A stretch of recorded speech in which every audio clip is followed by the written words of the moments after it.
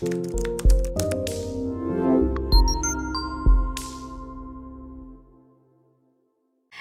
Planet Ayurveda में आपका स्वागत है। जैसा कि आप जानते हैं, हम आपके लिए हेल्थ से जुड़ी जानकारी अक्सर लेकर आते रहते हैं। तो आज इसी सिलसिले को आगे बढ़ाते हैं और बात करेंगे अल्सरेटिव कोलाइटिस के बारे में। हालांकि इस पे हम बहुत बार चर्चा कर चुके हैं, लेकिन आज ये चर्चा कुछ अलग है। आज की इस चर्चा में हम जानेंगे कि अल्सरेटिव कोलाइटिस से बाहर कैसे निकले, उभरे कैसे। और एक बहुत बड़ी समस्या जो अक्सर लोग इसमें फेस करते हैं वो है वेट लॉस। इसके बारे में भी डिटेल से जानेंगे, किस तरह की डाइट आपको हेल्प करने वाली है इससे उभरने में, वो सब बात करेंगे। और इसके लिए हमारे साथ प्लैनेट आयुर्वेदा आयुर्वेदिक एक्सपर्ट मौजूद है। बहुत बहुत स्वागत है sir. Thank you for having me.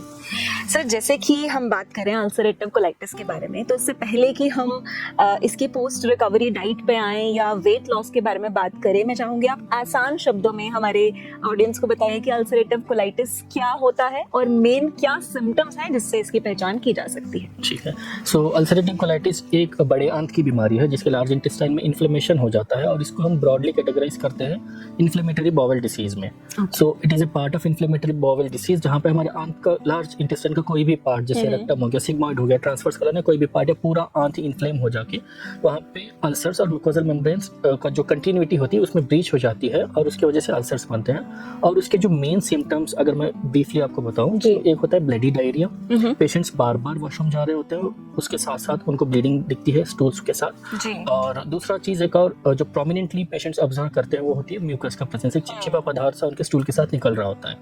और उसके कॉन्सिक्वेंस में दो चार चीजें और होती है, जैसे कि आपने पूछा, वेट बताया मुझे कि वेट लॉस होता है। वेट लॉस इसलिए हो जाता है क्योंकि वहाँ पे जैसे लार्ज इंटेस्टाइन का मेन काम है स्टूल फॉर्मेशन से पहले वो न्यूट्रिएंट को रीअब्सॉर्ब करता है बॉडी, और अल्सर्स फॉर्मेशन की वजह से वो चीज हो नहीं रही होती है। एक तो चीज न्यूट्रिएंट रीअब्सॉर्प्शन रुक गया, और बार बार वॉशरूम जा रहे हैं, जो भी खा रहे हैं, they are repeatedly passing the stools frequent number जा रहे हैं, इसकी वजह से सारा कुछ न्यूट्रिएंट अब्सॉर्ब ही नहीं हो रहा, बॉडी में टिक नहीं रहा है। तो दैट इज अनदर रीजन कि वेट लॉस होता है।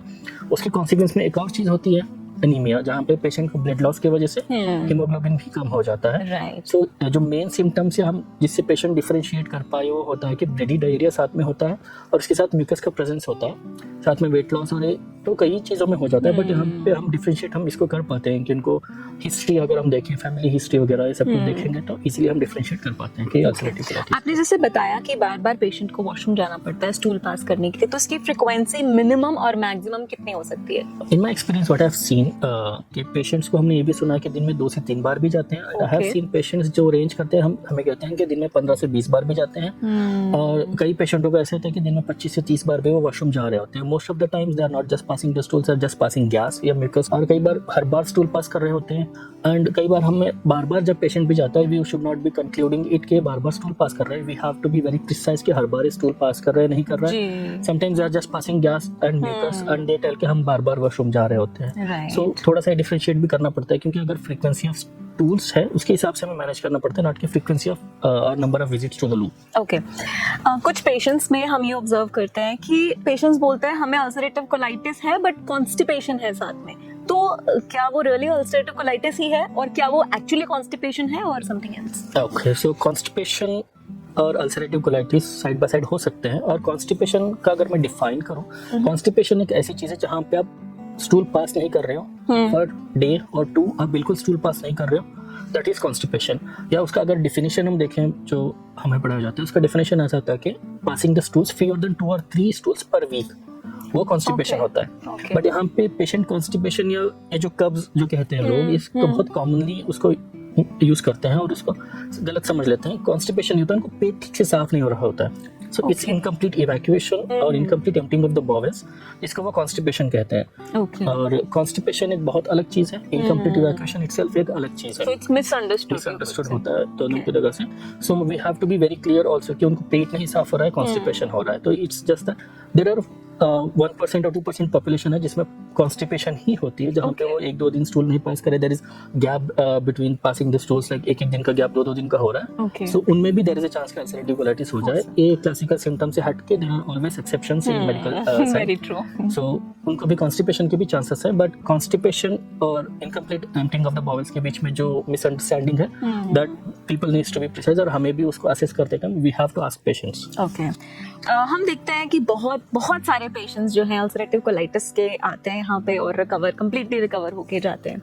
सो मैं जानना चाहूंगी कि आप भी जैसे डेली बेसिस पे I think more than 20-30 patients आप डेली बेसिस पे देखते हैं, तो आपके पास जो अल्सरेटिव कोलाइटिस के पेशेंट्स आए हैं उनमें कोई ऐसा पेशेंट जो बहुत जल्दी मिनिमम कितने टाइम में रिकवर हो गया, और एक ऐसा पेशेंट जिसको थोड़ा ज्यादा समय लग गया, यूजुअल से भी ज्यादा समय लग गया बट ही रिकवर्ड, तो आपके एक्सपीरियंस में क्या है वो? कि जो रिकवरी का टाइम, अगर मैं पहले ही रिकवरी टाइम पे हम उस पे बात करें तो रिकवरी टाइम एक सब्जेक्टिव मैटर होता है। हर एक पेशेंट का way of reacting to the medications, to the diet और हर चीज़ों को इट्स वेरी डिफरेंट। कि हर एक अपना, जैसे हम आयुर्वेद में बात करते हैं प्रकृति है, बॉडी की प्रकृति, तो प्रकृति के हिसाब से वो किस तरह से रिस्पॉन्स कर रहा है मेडिकेशंस।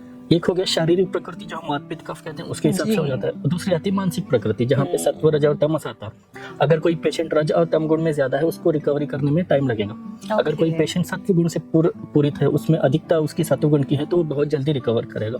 अगर आपने मुझे ये भी पूछा कि टाइम ड्यूरेशन अगर हम कुछ बताएं, तो I always tell my patients, जैसे भी होता है कि depends, it varies from person to person obviously. And जो मिनिमम ड्यूरेशन मैंने अपने पेशेंटों के साथ देखा इट इज 4 months, और मैक्सिमम जो मेरी भी एक्सपेक्टेशन है अगर हम बोलें कि ज्यादा गया है, वो it almost took 2.5 years for a patient to recover. Okay. So I think patients को पेशेंस रखना बहुत जरूरी है। और कोई भी पेशेंट्स को हम किसी और का देख के हम खुद पे लागू नहीं कर सकते कि अगर वो ठीक हो गया तो मैं भी उतनी ही जल्दी ठीक हो जाऊं। उसको वो मेडिकेशन सूट कर गया तो मुझे भी ये सूट करेगा, ऐसा नहीं होता है। मेडिकेशंस डिसाइड करते हैं बेस्ड अपॉन द प्रकृति और विकृति, उस टाइम पे क्या है पेशेंट को, उस पर्टिकुलर टाइम पे क्या कंडीशन है, उसके हिसाब से हर मेडिकेशंस चेंज और डिसाइड होती है। Right, and I think mental strength भी बहुत इंपॉर्टेंट है। जो मेंटली पॉजिटिव है, कम स्ट्रेस लेता है, वो जल्दी रिकवर हो सकता है। ठीक है, अभी आपने एक पॉइंट रख ही दिया है तो मैं स्ट्रेस या मेंटल हेल्थ के बारे में बताऊं। सो मेंटल हेल्थ कोलाइटिस के पेशेंट्स में बहुत इजीली डिस्ट्रैक्ट हो जाता है, बिगड़ जाता है, बिकॉज उनका एक सोशल सर्कल खराब हो जाता है and they can not go outside. कहीं भी उनको हमेशा एक दे हैव दिस फियर कि I might have to pass the stools, there might be a washroom available हो या ना हो, there is this always back of the mind, उनके प्रेशर बना होता है। So there is first thing कि सोशल सर्कल और सोशल लाइफ उनकी काफी खराब हो जाती है। और दूसरा there is always this fear कि ये होगा या नहीं होगा शायद, and there is something called stress induced diarrhoea, जो थोड़ा सा भी वो स्ट्रेस करते हैं तो they have to pass the stools again. So this is seen in lot of people. जैसे आप अगर आप ऐसे भी देखोगे, there are people who go to washroom before travelling anywhere. बहुत लोग ऐसा करते हैं, कईयों को एग्जाम देने जाना होता है उससे पहले वो वॉशरूम जाते हैं। तो there is something called stress induced diarrhoea जो इनमें ज्यादा उभर के नजर आता है। और स्ट्रेस या एंग्जाइटी ऐसा कोई भी चीज हो, वो आपको शायद दूसरे को इतना अफेक्ट ना करे, इनमें एक्सपोनेंशियली अफेक्ट करता है, नेगेटिवली बहुत अफेक्ट करता है, इनके फिजिकल सिम्टम्स बहुत वर्स कर देता है। सो जैसे सत्व का मैंने बात किया, हम सत्व को बढ़ाना वहाँ पे बहुत जरूरी है। सत्व को बढ़ाने के लिए there are simple techniques that I suggest to our patients. इसकी प्रैक्टिस मेडिटेशन, और there is different type of pranayama, जैसे भ्रामरी प्राणायाम हो गया, शीतली प्राणायाम हो गया, which is also helpful in colitis को ठीक करने में। पित्त और शारीरिक जैसे दोष भी कम करेगा और साथ के साथ मानसिक दोष को, रज और तमस को भी कम करेगा। These are very helpful. Okay, so it's very easy, meditation and bhramari pranayama, sheetali pranayama और अनुलोम विलोम, जैसे भी उनको जो भी ठीक लगे, तो which is easy to practise, वो कर सकते हैं। जी, वंडरफुल। सो इससे पहले कि हम पोस्ट रिकवरी डाइट की बात करें, मैं ये जानना चाहूंगी क्या वेट लॉस हर पेशेंट में होता है, या फिर अगर वेट लॉस हो रहा है ड्यूरिंग ट्रीटमेंट ऑल्सो, तो क्या वो ये सिम्टम है कि ये दर्शाता है कि आपका डिजीज ठीक नहीं हो रहा, या what does it actually mean? Is it okay to lose weight? Weight loss is a primary symptom शुरू में जब इट स्टार्ट्स, है ना, क्योंकि there is number of stools, nutrient reabsorption नहीं हो रहा है, obviously you are repeatedly passing the stools, तो वेट लॉस तो होएगा ही होएगा। And once you come into the treatment, जैसे अगर एलोपैथिक ट्रीटमेंट के बाद ही आते हैं patients most of the time to us, तो वो भी एक पॉइंट रहता है कि there is use of steroids and all which helps them put on weight because of the steroids की वजह से भूख ज्यादा लगते हैं, पेशेंट्स पीपल कीप ईटिंग, सो वो एक वेट गेन हो जाता है उसके वजह से। इट्स लाइक ए ट्रांजिएंट, आप ऐसा लग लो, इट्स लाइक क्या कहते हैं कि एक फॉल्स इंटरप्रिटेशन या वो है कि वेट गेन है उनमें, तो दे फील गुड। बट जैसे आयुर्वेदिक ट्रीटमेंट शुरू होता है या स्टेरॉइड्स भी जैसे बंद हो जाते हैं, obviously they will start losing weight. True. और जब आयुर्वेदिक मेडिकेशन से, आयुर्वेदिक इलाज के बारे में मैं बात करूं, तो आयुर्वेद जितना मेडिसिन का इंपॉर्टेंस देता है उतना ही लाइफस्टाइल और डाइट का इंपॉर्टेंस भी देता है। सो जब हम डाइट में काफी सारी चीजें विड्रॉ कर देते हैं initially, obviously it is noted या इट इज सीन कि हम पेशेंट्स में वेट लॉस देखते हैं। वंस द पेशेंट सेटल हो जाता है, उसको डाइट सूट करने लग जाता है एंड इट बिकम स्टेबल, और जैसे ही वेट स्टेबल हो जाता है it means that the healing has begin. और वेट स्टेबल रहना भी एक अच्छा साइन है हमारे लिए। इट्स काइंड हम समझ सकते हैं कि patient is going into recovery. Wonderful. So कुछ वैल्यू दे सकते हैं आपके कितना मतलब कितने केजीज वेट अगर या कितने परसेंट वेट अगर रिड्यूस हो गया है तो नो नीड टू वरी, और अगर उस लिमिट से भी ज्यादा हो रहा है तो there has to be something has to be done. फिर वेट, अगर पर्सन का वेट जितना था उससे हाफ अगर डाउन जा रहा है, इट इज कंसर्निंग, तो हमें Okay. उसको सप्लीमेंट्स और वगैरह कुछ देना पड़ता है। ओके। एंड अगर उसका 1/4 वेट तक भी जा रहा है, इट्स ओके, वो रिकवर भी कर सकते हैं। और कई बार पेशेंट्स, जैसे आजकल हम देखें तो कोई भी पेशेंट है, कोई भी person height to weight ratio में परफेक्ट नहीं होता है, ज्यादा ही होता है। कई बार हम उतना भी मेंटेन कर सकते हैं उनके हाइट टू वेट जो रेशियो है परफेक्ट रहे। ओके। सो जो डाइट ड्यूरिंग ट्रीटमेंट दी जाती है, जब आप लोग देखते हो कि अभी पर्सन का वेट रिड्यूस नहीं हो रहा है, स्टेबल हो गया है, सो यू जस्ट सेड कि it means you are healing from inside, तो क्या क्या चीजें अभी वो पर्सन अपनी डाइट में ऐड कर सकता है कि फाइनली अभी वेट स्टेबल हो गए तो अभी वो बढ़ना स्टार्ट हो जाए, एंड ऑल्सो वो चीजें उसकी डिजीज को एग्रेवेट ना करें या उसके सिम्टम्स को वापस नहीं लेकर आए। ओके, यहाँ पे पॉइंट ऐसा है कि हम पेशेंट का अगर वेट स्टेबल रह रहा है तो उसी टाइम से we do not start adding the food. यहाँ पे देयर आर फ्यू प्रिंसिपल्स जैसे दैट यूजुअली वी फॉलो, कि कोई भी खाना हम एकदम से उनको नहीं कराते हैं। We start gradual reintroduction of food, जैसे हम बच्चों को करते हैं। क्यों? कि because we have kept them away from all the food they used to eat before, and body has kind of forgotten those things. So once you are introducing something new, body might react, might not react, so there is a chance. So इसके लिए हम एक gradual reintroduction करते हैं। The pattern we follow कि आप पहले कुछ खाओ, if that suits, if that goes well with you, repeat it again in a span of 3-4 days में।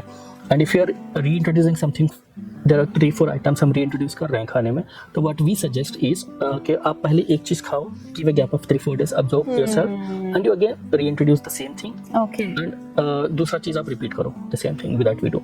और कोई भी चीज, another important thing for the patients who deal with colitis, जो उनको फॉलो करना है, they cannot eat whatever whenever they want, they just cannot grab whatever कि मुझे कुछ मिल गया I'll have it, so अगर मुझे भूख लग रही है I'll just eat, I'll just grab something from the store and I'll eat, no, that cannot be done. Yes, very right.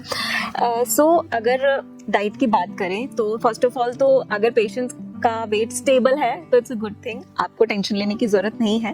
It's a good sign that you are improving, क्योंकि tension लेंगे तो wait कम हो सकता है, क्योंकि stress बढ़ सकता है और उससे वापस आपके सिम्टम्स एग्रेवेट हो सकते हैं। सो अभी I think it's better to consult doctor से पूछ के ही कुछ भी नया इंट्रोड्यूस करना बेहतर रहेगा। एंड ऑल्सो अभी कुछ ऐसे मैं आपसे चीज़ें जानना चाहूँगी जो लाइक फॉर एग्जांपल अभी पेशेंट की मेडिसिन बहुत कम हो गई है एंड उसके सिम्टम्स बिल्कुल गॉन, अभी वो क्या इंट्रोड्यूस करें विदाउट कंसल्टिंग डॉक्टर जो कम्प्लीटली 100% सेफ है उसकी बॉडी के लिए, और वो साथ ही उसके वेट को इंक्रीज करने में भी हेल्प करने वाला है, मेनली पोस्ट रिकवरी डाइट के बारे में अगर हम बात करें तो what it would be? What we practice in this scenario is कि we have some principles that we have made up for ourselves कि हम ऐसे ही reintroduction करते हैं खाने में. So it's first of all is a gradual approach. Right. Second is nutrient rich food. Okay. But easy to digest. And ऐसा food रहेगा जो symptoms trigger ना करे. Okay. तो हम अगेन जैसे मैंने बोला पहले, जैसे आई टोल्ड कि हम कुछ भी और कभी भी नहीं खा सकते हैं. Right. So यहाँ पे एक ग्रेजुअल अप्रोच रहेगा और न्यूट्रिएंट रिच फूड रहेगा, but it has to be easy to digest. So there are few principles like high calorific diet हम suggest करते हैं. अच्छा. और high protein diet भी देते हैं, but जो proteins रहेंगे वो lean proteins और easy to digest रहेंगे. Most probably हम plant based proteins का इस्तेमाल रखते हैं. जी. और उसके साथ साथ healthy fats और nuts and seeds का इस्तेमाल भी करते हैं. एंड ऑल्सो कुछ चीज़ें जैसे अभी as per the patients requirement, और उनकी देखो हर एक चीज़ हम सिर्फ अपने में नहीं रख सकते, और पेशेंट की ज्योग्राफी जहाँ पे वो रहते हैं उस पर भी मैटर करता है कि कैसा खाना वो खाते हैं. उनकी लोकेलिटी के हिसाब से भी, अब आप इंडिया में जाओ जहाँ पे भी जाओ, हर एक जगह पे क्यूजीन अलग है, खाना अलग है, तो वो उसके हिसाब से रीजन वाइज हम थोड़ा सा उनको चेंजेस बता देते हैं. ओके. तो सर ये आपने कैटेगराइज कर दिया, आपने बता दिया किस तरह से अपनी डाइट को प्लान करना चाहिए. अब मैं चाहती हूँ आप कुछ ऐसे एग्जांपल्स भी दे दीजिए जो इन कैटेगरीज में फिट इन होते हैं. श्योर. जैसे मैंने बताया कि लोग हाई कैलोरीफिक और हाई प्रोटीन, बट ये क्यों चाहिए हमें, पहले ये भी हमें जानना है. क्योंकि देखो हाई कैलोरीफिक और हाई प्रोटीन चीज़ें ऐसे करती हैं, आपको टिश्यू रिपेयर में हेल्प करती है और मसल ग्रोथ में चाहिए, मसल मास को पुट ऑन करने के लिए. जैसे हमें बचपन से पढ़ाया जाता है protein is the muscle builder है, जो भी building blocks of the body बताया जाता है, तो ऑब्वियसली वो चाहिए हमें. बट हमें ऐसी प्रोटीन्स का इस्तेमाल करना है यहाँ पे जो इस चीज़ को ट्रिगर ना करे, तो we have to take care of that too. So कुछ बेसिक प्रोटीन्स जैसे हम यूज़ कर सकते हैं which are easy to digest. सबसे बेस्ट होते हैं लेंटिल्स, जैसे दाल हो गया, मछली दाल भी ले सकते हैं, होल दाल भी आप ले सकते हैं। ओके। और जैसे मूंग हो गया, मसूर, you can consider, whole green gram अभी आप कंसीडर कर सकते हैं। जी। और जैसे कभी कभार वी आल्सो सजेस्ट ब्लैक चना और उसका soup. Initially we start with the soup और उसके बाद हम ब्लैक चना भी थोड़ा बहुत कम क्वांटिटी में थोड़ा बहुत ले सकते हैं। जी। ये प्लांट बेस्ड प्रोटीन्स हो गए। अगर पेशेंट्स हैं जो नॉन वेजिटेरियंस हैं वो ले सकते हैं। They can start with very basic chicken soup first without the chicken उसमें। एंड अगर उनको चिकन सूट करता है, if that goes well with them, they can have once in a while, once in 10 days या once in a week maybe, they can go for boiled और grilled chicken in a very less quantity. And also कोई भी heavy meals होते हैं तो आई would suggest कि वो अपने ब्रेकफास्ट या लंच में प्रेफर करें, ना कि डिनर में। एंड अदर प्रोटीन सोर्सेज जैसे egg whites, soft boiled egg whites वगैरह यूज कर सकते हैं। And preferably I would suggest avoid yolk. और दूसरी चीज़ें जैसे कैलोरीफिक इनटेक में अगर हम जाएं तो वहाँ पे वाइट राइस का इस्तेमाल हो सकता है, और जो भी वेजिटेबल सारे के सारे, even mashed all the gourds except for करेला, अच्छा, बिटर गॉड एक छोड़ के, ऑल पंपकिन, एश गॉड, जो भी गॉड्स होते हैं, sponge gourd, there are plenty of gourds, वो सारे के सारे यूज कर सकते हैं। And carrots, beets, squash, zucchini और ये सब कुछ चल सकता है। ये हो गया हमारे कार्बोहाइड्रेट्स और वेजिटेबल्स के पार्ट में हम जाएं। पोटैटोज आर आल्सो गुड, ऐसा कुछ नहीं है, potatoes they can have. And once in a while they can go with bell peppers also, just for like seasoning, and it will give a distinct look for the food, और देखने में भी अच्छा लगता है वो। राइट। और अगर हेल्दी फैट्स की हम बात करें तो they can go for almonds, nuts and seeds are good source of healthy fats, और उसके साथ साथ उसमें माइक्रो मिनरल्स और ये सब कुछ होते हैं। माइक्रो न्यूट्रिएंट्स हमें उससे बहुत अच्छे से मिलते हैं। तो सेफेस्ट जो नट्स एंड सीड्स हो गए जैसे almonds, they must be soaked overnight again, और walnut, sometimes they can use pumpkin seeds if they want. Okay. ये सब यूज कर सकते हैं। और avocado is one of the best source of fibers, और healthy fats में इसमें बहुत अच्छा होता है। एंड फ्रूट्स तो हम ऑलमोस्ट सारे सजेस्ट करते हैं, सिट्रस फ्रूट्स छोड़ के। Once they are fine they can start with fruits also. And specifically जो फ्रूट्स हैं, व्हाट आई हैव सीन और व्हाट वी हैव सीन, कि जो वेट को थोड़ा सा पुट ऑन करने में हेल्प करता है, वो है कस्टर्ड एप्पल, सीताफल जो बोला जाता है, या there is certain parts of India में उसको शरीफा भी बोला जाता है। So this is good and it is very comforting kind of fruit होता है। तो वो भी पेशेंट्स हमारे कंसिडर कर सकते हैं। सो सिंपल अगर प्रिंसिपल्स में बताऊं या सिंपल लैंग्वेज में अगर बताएं, सो हाई कैलोरीफिक और high protein which are easy to digest और which should not trigger the symptoms, हमें ऐसे कंसिडर करना चाहिए। प्रेफरेबली प्लांट बेस्ड हम उसको कंसिडर करेंगे। और हेल्दी फैट जैसे एवोकाडोस हो गया, नट्स एंड सीड्स कुछ भी ले रहे हैं तो they must be soaked overnight. So ऐसी चीज़ें। प्रोटीन में लीन प्रोटीन्स प्रेफर कर सकते हैं, जैसे चिकन या टर्की भी पेशेंट प्रेफर कर सकते हैं, एग वाइट्स हो गया इसको भी प्रेफर कर सकते हैं। और प्लांट बेस्ड प्रोटीन तो लेंटिल्स एंड ऑल हमारे पास है ही हैं, that are those are the best sources so that they can keep it continue. और कोलाइटिस का मैनेजमेंट जो है, वंस इट इज डन, उसके बाद it is under your belt how you manage it. Okay, so once you're done with the treatment, you have stopped medications completely, it is the diet that is going to nourish you properly. So you have to take care of your diet, your routine, your lifestyle. And diet का importance मैंने पहले भी बता दिया ये चीज़ कि कितना है आयुर्वेद में. So it is advised कि आप उसको follow करें. No doubt there will be additions gradually. And उसके साथ साथ हम एक रूटीन बनाए अपने आप के, lifestyle maintenance is very important. जी, तो इतना मैं समझ पाई हूँ आपके इस बात से कि I think be gradual and observe yourself, this is the key. So कुछ भी आप ले रहे हैं एकदम से नहीं सब कुछ स्टार्ट करना है, वन बाय वन स्टार्ट करना है और उसके बाद खुद को ऑब्जर्व करना है, क्योंकि शायद हमसे बेहतर हमें कोई नहीं जान सकता। Exactly, true that. क्या रिजल्ट्स उसके आ रहे हैं आपकी बॉडी पे, वो आप ऑब्जर्व करें, then you can continue further. And definitely ये डाइट उतना स्ट्रिक्ट नहीं है या उतना कंसाइज नहीं है जितना आपका ड्यूरिंग द ट्रीटमेंट डाइट था। तो अभी बहुत सारे चेंजेस इसमें आप कर सकते हैं, but gradually. Obviously there would be lot of changes and there would be lot of additions post the treatment or during the treatment। जैसे जैसे हम पेशेंट ठीक होते जाते हैं, we do keep adding, we do start कि थोड़ा सा हम चेंजेस करते रहते हैं। once we start reducing the medications, जैसे हम withdrawal शुरू कर देते हैं, उसके साथ साथ हम डाइटरी चेंजेस भी ऐड करना शुरू कर देते हैं। राइट, सो मेडिसिन का withdrawal होता है और चीजों का एडिशन होता है। एडिशन होता है। एंड वन थिंग हर एक पेशेंट को माइंड में रखना चाहिए कि everything doesn't suit everyone. Yes, very true, absolutely. So भी ये तो हुई क्या करना चाहिए। मैं चाहूंगी कि 3 ऐसे स्ट्रिक्ट पॉइंट्स आप मुझे बता दीजिए कि अल्सरेटिव कोलाइटिस जिसको कभी भी रहा हो उसे कभी नहीं करना है, चाहे अभी वो रिकवर्ड हो चुका है कंप्लीटली, मेडिसिन स्टॉप हो चुकी हैं, फिर भी try to avoid those 3 particular things. Dairy products, exceptions, ghee and curd if that goes well with them, citrus fruits and citrus things and hot spices, processed packaged food is a big no. Okay एक चीज और मैं आपसे जानना चाहूंगी कि घी जो है वो हम कभी नहीं बंद करते, हम कभी नहीं एडवाइस करते पेशेंट्स को कि आप घी मत लीजिए। घी आप ले सकते हैं, चाहे हम काउस घी बोलते हैं और स्मॉल क्वांटिटीज में बोलते हैं। तो घी इतना इम्पोर्टेंट क्यों है? क्या ऐसा कर रहा है वो पॉजिटिव आपकी बॉडी में? क्योंकि एक सिनेरियो बन चुका था पिछले कुछ टाइम में कि घी नहीं लेना है, इसको बंद कर दो, इसमें फैट्स हैं, ये आपको मोटा करेगा and what not. You always suggest ghee.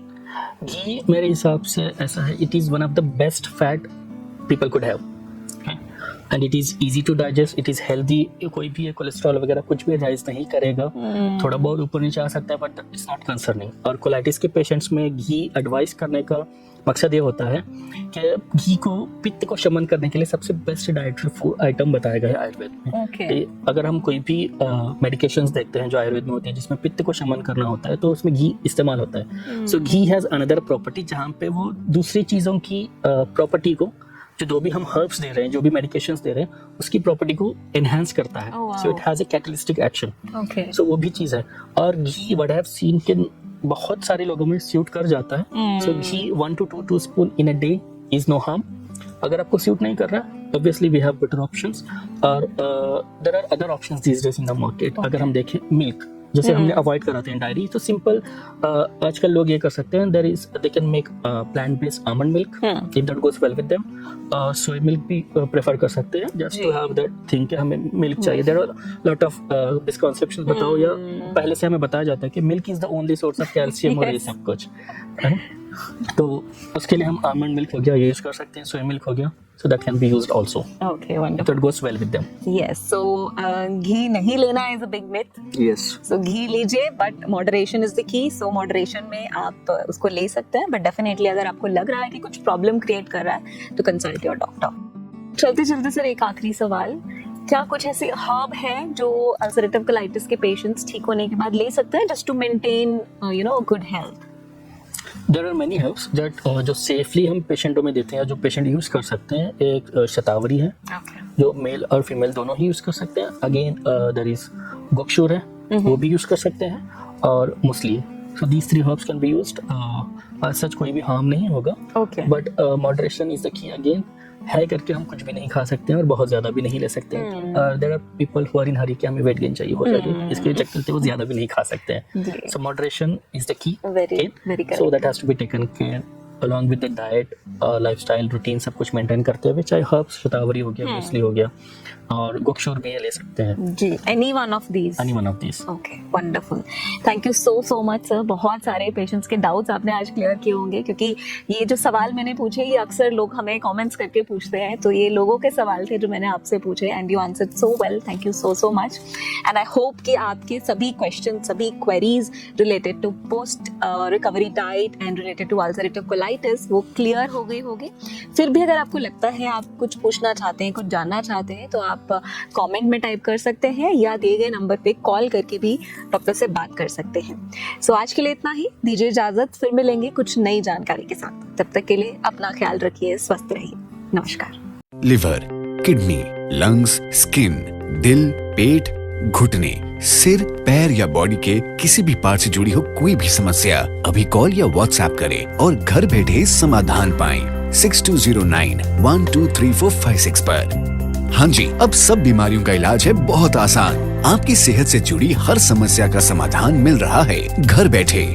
अब आप दुनिया के किसी भी कोने से टॉप प्लैनेट आयुर्वेदा एक्सपर्ट से ऑनलाइन बात करें, परामर्श लें और दवा की भी करवाएं होम डिलीवरी। हेल्थ प्रॉब्लम्स कोई भी हो, सोल्यूशन सिर्फ एक, www.planetayurveda.com। पूरे प्लैनेट की सेहत का नंबर 1 साथी।